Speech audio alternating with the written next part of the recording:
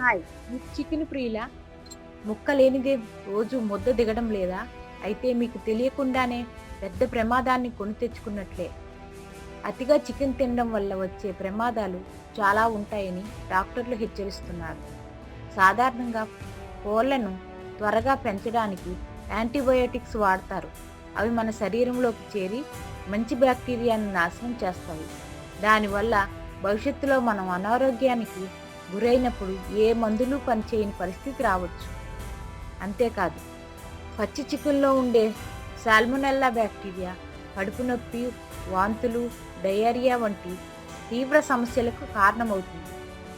మరో ముఖ్య విషయం, మన శరీరానికి రోజుకు అవసరమయ్యే ప్రోటీన్ పరిమాణం చాలా తక్కువ.